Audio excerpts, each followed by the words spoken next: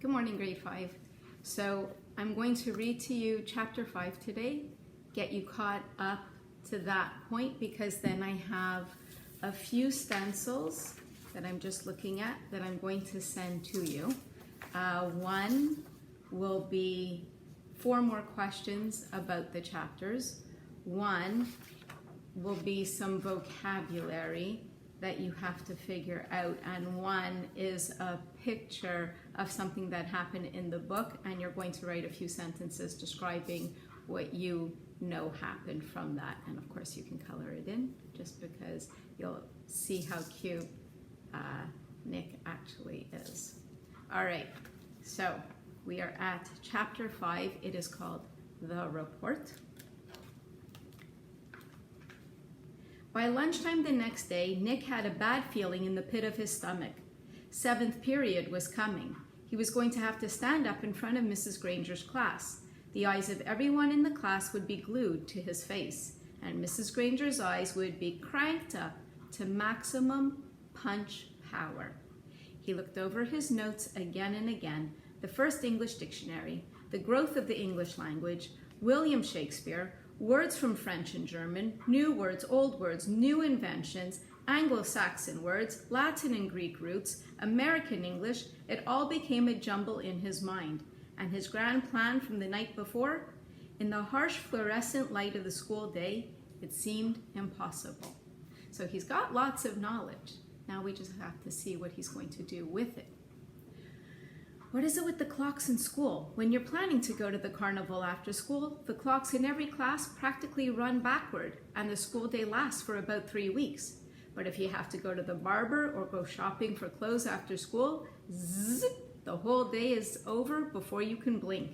And today, after lunch, periods 5 and 6 went by in 2 ticks. As the 7th period bell rang, Mrs. Granger walked into the classroom, took 4 steps to her desk at the side of the room, flipped open her attendance book, glanced out at the class, and made 2 little check marks. Then, looking up at Nick, she said, "I think we have a little report to begin our class today, Nicholas." 15 seconds into 7th period, and Nick was on stage. This lady plays for keeps, thought Nick. He gulped, grabbed his crumpled note cards and his book bag, and walked to the front of the room. He stood next to the giant dictionary on its little table, and Mrs. Granger walked to the back of the classroom and sat primly on a tall stool next to the bookcases. She was wearing her blue uniform, so she's just sitting there waiting for it all to unfold. Taking a deep breath, Nick began. "Well, the first thing I learned is that the English dictionary," Mrs. Granger interrupted. "Excuse me, Nicholas, but does your report have a title?" Hey, I always tell you that. Nick looked blankly at her. "A title? No, I didn't make a title." "Class, please remember to include a title whenever you prepare an oral or written report. Now please go on, Nicholas." And she smiled and nodded at him. Nick began again. Looking right at Mrs. Granger, he said, "The dictionary." I guess that's his title. A couple of kids thought that was funny, but Nick played it straight and just kept talking. A lot of people think that the first English dictionary was put together in the 1700s by a man named Samuel Johnson. He lived in London, England. He was real smart, and he wrote a lot of books, and he wanted all the other smart people to have a good dictionary to use, so he made one. But there were other dictionaries before his. The thing that was different about Johnson's dictionary was its size, first of all. He had over 43,000 words in it. The class made a bunch of noise at this big number. Ooh and wow and stuff like that. And Nick lost his concentration. He glanced up at Mrs. Granger, expecting to see those eyes drilling a hole in him, but they weren't. They were almost friendly, in a teachery kind of way. She shushed the class and said, "Go on, Nicholas. That's a fine beginning." Nick almost smiled, but he saw all the kids staring at him, so he gripped his note cards even tighter and jumped back in. The other thing that Samuel Johnson did that was special was to choose the words he thought were most important and then give lots of examples showing how the words got used by people. For example, he showed how the word take could be used in 113 different ways.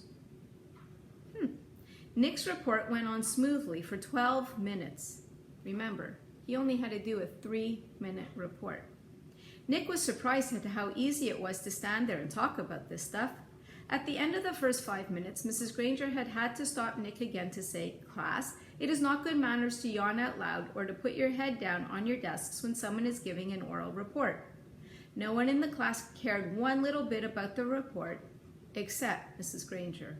Every time Nick glanced up, she was smiling, and her eyes were not the least bit icy or sharp.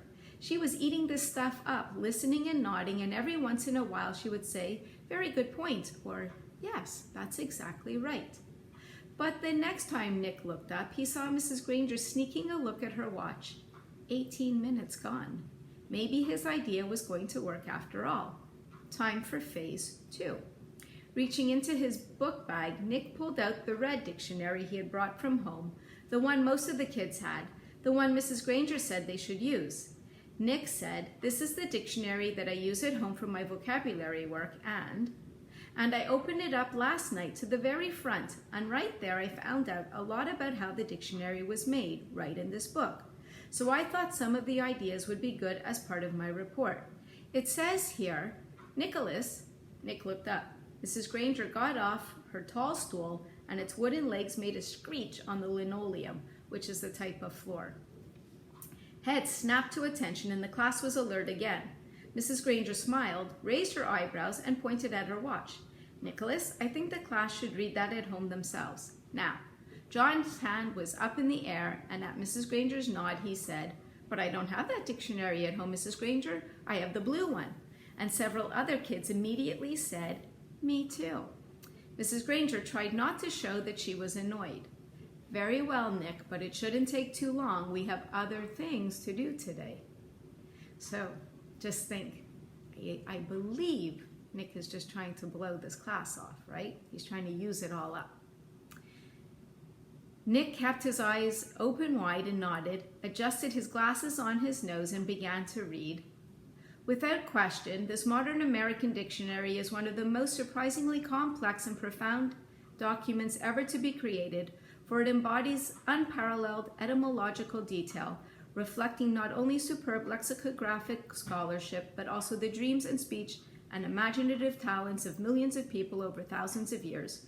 For every person who has ever spoken or written in English has had a hand in its making. So that's what I had read to you before. That is at the front of the dictionary that I told you nobody really cares about. They just put it there, and he doesn't need to share it with the class. So he is definitely trying to waste time. It was a long article, and the kids were bored to death, but no one looked bored at all. Every kid in the room knew that the period was more than half over, and that Nick's report wasn't just a report, it was one of the greatest time wasters he had ever invented. Mrs. Granger knew it too. She had edged around from the back of the room to the side near the windows. Nick glanced up at her now and then as he read, and each time Mrs. Granger's eyes clicked up to a new power level. So those gray eyes are getting darker. After 8 minutes of Nick's best nonstop reading, her eyes were practically burning holes in the chalkboard behind him. There were only 10 minutes left in 7th period. When he took a breath to start a new paragraph, Mrs. Granger cut him off. "That's a fine place to stop, Nicholas. Class, let's all give him a round of applause for his report." The applause did not last long.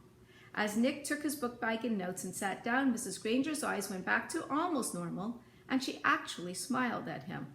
"Although your report was a little long," she paused to let that sink in, "it was quite a good one. And isn't it fascinating that English has more different words than any other language used anywhere in the world?" She pointed at her large dictionary. "That one book contains the definitions of more than 450,000 words. Now, wasn't I right, Nicholas? All this will mean so much more since you learned about it on your own." Mrs. Granger was beaming at him, which is a ginormous smile.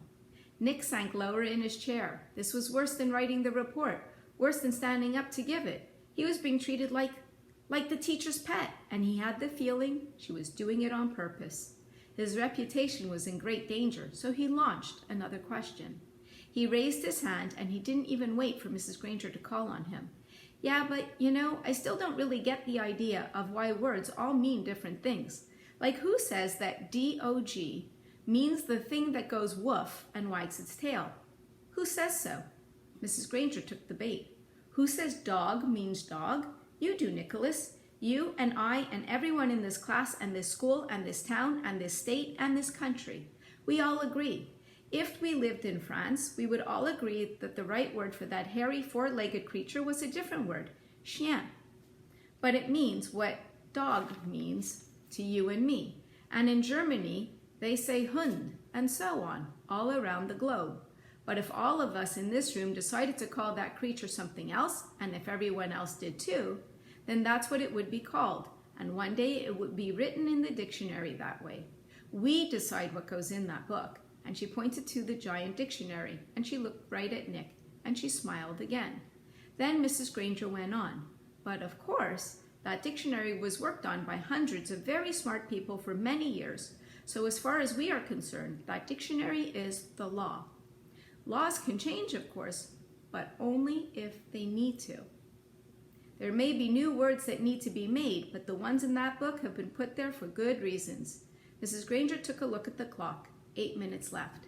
Now then, for today you were to have done the exercises beginning on page 12 in your Words Alive book. Please get out your papers. Sarah, will you read the first sentence, identify the mistake, and then tell us how you corrected it? Mrs. Granger jammed the whole day's work into the last 8 minutes. A blur of verbs and nouns and prepositions, and yes, there was another homework assignment. And Nick didn't try to sidetrack Mrs. G again.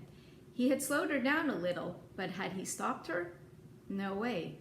She was unstoppable, at least for today.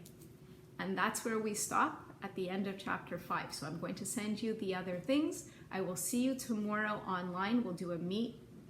Don't forget, good news. I'm bringing some also. Take care. Have a good day, guys. Bye.